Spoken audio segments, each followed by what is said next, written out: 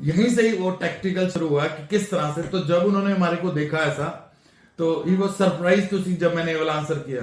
तो फिर उन्होंने बोला आप काम क्या करते हैं, तो मैंने अपना बिजनेस बताया कि मैं ये करता हूं। फिर उन्होंने बोला कि बहुत सारी डिटेलिंग पूछी हमारे बिजनेसेस की। देखो डिटेलिंग में क्या है, वो हमारे से ज्यादा एक्सपीरियंस है इंटरव्यू लेने में, ठीक है। तो कई लोग बोलते हैं नहीं ये तो लक होता है, भाई कोई लक वक नहीं है। वो वहां पे लक लगवाने के लिए नहीं बैठे, और वहां के हम कोई लॉटरी नहीं खेल रहे हैं, इट्स जस्ट एन इंटरव्यू। और उसके बाद उन्होंने ये पूरा टैक्टिकल क्वेश्चंस पूछे। कभी तो पूछते थे यहाँ पे इनकम कितनी है, फिर आपके स्टाफ कितना है, इतना स्टाफ में आप कैसे मैनेज करते हो, कितना ट्रांजैक्शन है, कितना नहीं है। अब ये आंसर कौन दे पाएगा? ये आंसर वो दे पाएगा जो एक तो पता हो जिसको, और वेल प्रिपेयर्ड हो। तो मैं बहुत आपके जैसे जो भी हमारे भाई आते थे, बहनें आती थी, उनको सिखा सिखा के मैं खुद भी इतना ट्रेंड हो गया। और फिर मैंने उनको आंसर किया इस चीज के बारे में। फिर उनका क्वेश्चन आया कि मतलब आपने पहले बोला कि आप घूमने जा रहे हो, मतलब इस चीज के कारण, तो आपको खुद पूछा उन्होंने कि ये वायबल रीजन लगा आपको बोलने वाला? तो मैंने उनको फिर समझाया, बिकॉज अगर आप उनको अपने आप को फाइनेंशियली स्ट्रांग नहीं दिखाते तो आप अपना वीजा भूल जाइए अमेरिका का। फाइनेंशियली स्ट्रांग का मतलब कि हम एक कंट्री में जा रहे हैं जहां पे आप 2-3 लाख रुपए आराम से कमाते हो। क्या आप इतने टाइज आपके बैक इंडिया में हैं कि आपको वहां का वीजा दे दिया जाए और आप टाइम पे वापस भी आ जाओगे, और आपको वीजा देके वो सेटिस्फाइड रहे? देखो एज अ टूरिस्ट वो चाहते हैं कि आप वहां आए।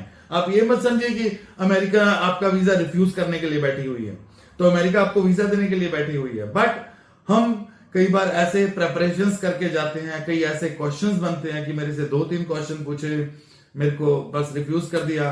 तो कई बार मैंने ये देखा कि लोग देखिए वो ना, वो एक इंसान है। तो कई बार क्या होता है कि कई लोग खड़ जाते हैं उनकी खिड़की के आगे और उनको बोलते हैं आप वीजा क्यों नहीं दे रहे? देखिए हम किसी की कंट्री में, हम किसी के घर में एंट्री मांग रहे हैं ना, और हमको उनका राइट है हमारे को अंदर डालना, अंदर बुलाना या नहीं बुलाना। तो अगर मान लीजिए उन्होंने बोला कि हम आपको वीजा नहीं दे सकते, अरे ये आप सोचिए थोड़ा सा। तो आपने अगर फ्यूचर में भी अप्लाई करना है, ये बहुत इंपॉर्टेंट है, तो आप अपने आप को वहां पे पोलाइट और रेस्पेक्टेबल लैंग्वेज में, चाहे आपका रिफ्यूज भी हो जाए एम्बेसी से, अमेरिकन एम्बेसी से, जब आप इंटरव्यू के लिए जाएं तब भी आपको आराम से आना चाहिए। ऐसा कोई बिहेवियर मत कीजिए कि वो प्रॉब्लमेटिक हो जाए, क्योंकि जो भी आप बोल रहे हैं वो आपका टाइप हो रहा है।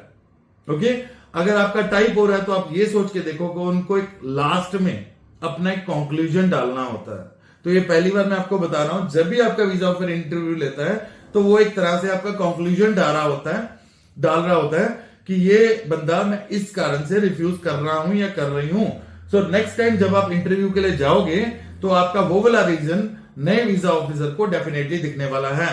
तो मेक श्योर कि पीछे वाला जो आपका रीजन था, जो आपको लगा, और जो आपका एक एक्सपीरियंस कंसल्टेंट आपके क्वेश्चन आंसर से, आपकी फाइलिंग से पहचान सकेगा, तो वो जरूर बताएं। और वो आपको बताएगा कि आपका जो पिछला प्रॉब्लम था, इस कारण से आपका रिफ्यूज हुआ था, इस बार आपको उसी तरह के क्वेश्चंस इनडायरेक्टली पूछे जाएंगे।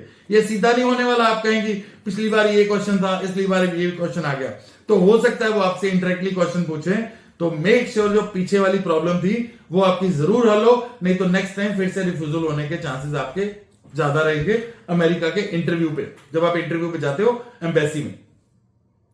सो coming back to the point, तो उसके बाद उन्होंने बोला कि आपका कितना खर्चा हो जाएगा।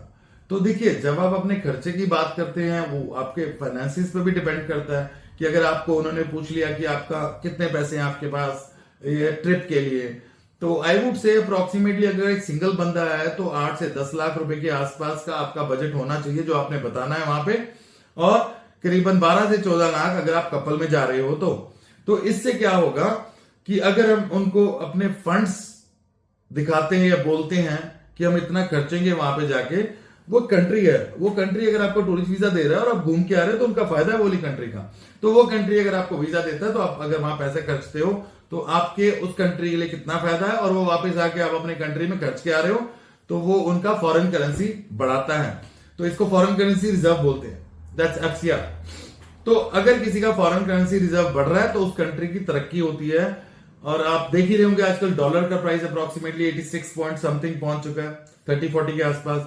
तो dollar is a good currency जो हर कोई लेना चाहता है, हर कंट्री चाहता है। और अगर हम इनकम की बात करें तो इसमें डिफरेंस समझाता हूं मैं। तो जब आप एक डॉलर में पैसा कमाते हैं तो आपकी सैलरी जितनी है वहां पे उतनी ही रहने वाली है जो वहां पे है, ठीक है।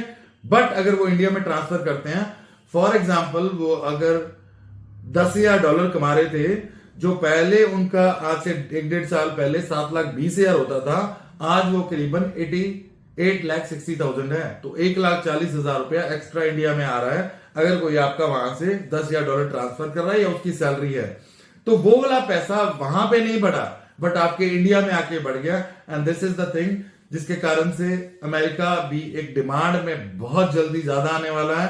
और डोनाल्ड ट्रंप जो प्रेसिडेंट हैं वहां के, वो भी रेडी हैं अपने इमिग्रेशन पॉलिसीज के साथ। तो मैं इसके लिए आपको जब 20th जनवरी को जब आपका डिसीजंस देते हैं, पॉलिसीज बनाते हैं, तो इसके बारे में मैं डिस्कशंस करूंगा कि क्या क्या चेंजेस आए आपके वीजा पॉलिसीज में और किस तरह से आप अपनी फाइल लगाएं जिससे कि आपके लिए इजी हो सके वीजा हासिल करना।